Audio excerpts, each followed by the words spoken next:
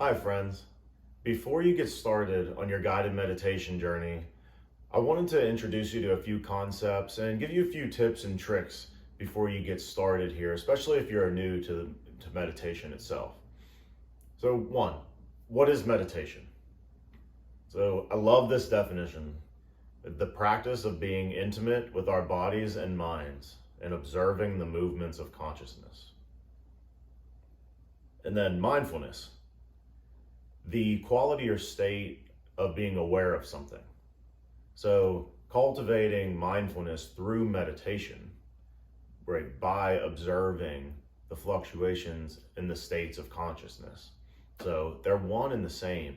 And really, meditation is a practice that helps cultivate that quality of mindfulness in your life. So, three key principles I want you to know before you go into this. One, it's not easy. In fact, sometimes it can be challenging.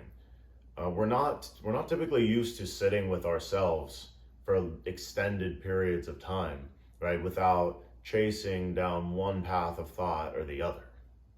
And number two, when that happens, I want you to remember to forgive and return. So don't beat yourself up for going down a path of a thought or getting lost in the past or the future. The job here is to notice that, forgive yourself, and return back to the present moment. And number three, the only wrong way to meditate is to not meditate.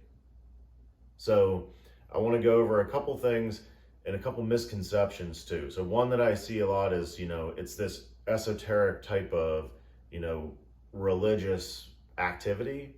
And it's not really, and it can be if that's what you want it to be. And it's not a monk on the mountain, like in his robe, right? It's not being in a cave or being at a retreat, right? This can be anywhere in your life at any time where you can take a pause and meditate, even just for a moment.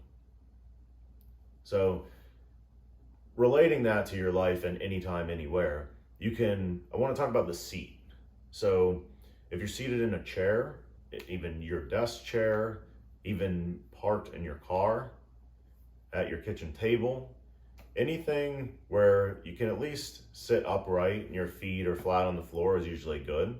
You can always do that if you don't want to sit upright on the floor like so. And what I like to do, and you'll hear me say this a lot in meditations, is anything that keeps my hips lifted and helps tilt my hips forward a little bit more, right? So you don't want to be curled into yourself, right? Hunched over. This is not conducive for good breath, not conducive for more upright and enlightening position, right? So one thing is definitely working on the posture and give yourself what you need to have that good posture. So what I do is usually sit on a block like so, crisscross applesauce, or a couple different options. So I like to make it extra cushiony sometimes with my blanket, an extra blanket, and I also have an extra blanket on the floor that I'm sitting on just to make it a little bit more comfortable. All right, another option is on the knees. So you can always, even in that crisscross applesauce position, use 2 blocks as well if you need a little bit more to keep your hips upright. Another one of my favorites is kneeling on the 2 blocks with a little bit extra cushion. So I come in like so, sit back, and this really helps me keep my hips up. So this is one thing: you want to have shoulders stacked over your hips, crown of your head extended straight up. Sometimes I give my chin a little tuck to extend the back of my neck, and you settle in. So you find a good place to settle in, and that's just a little bit on the seat. And now just some general tips as you start to build out a daily practice. So really try to set up your space. Like, try to meditate in a specific space every day if you're really trying to build a daily practice. And I know I just said anytime, anywhere, and that's true.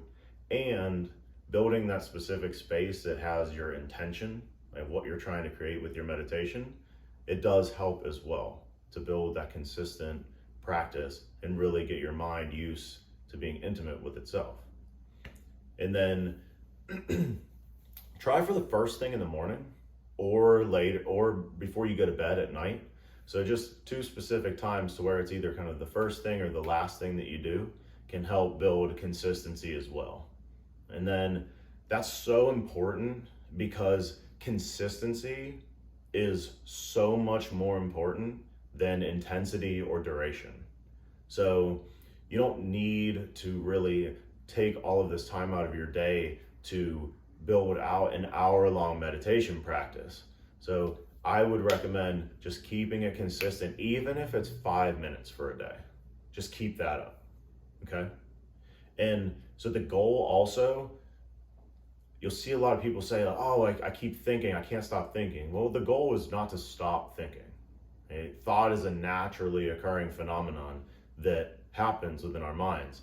The goal here is to observe your thoughts, see your thoughts, let them go, and return back to the present moment. So you see it, you recognize it, you forgive, let go, and return. That consistent practice is what helps build out a strong meditation practice and a more conscious culture. So get started here. Thank you. Namaste, friends.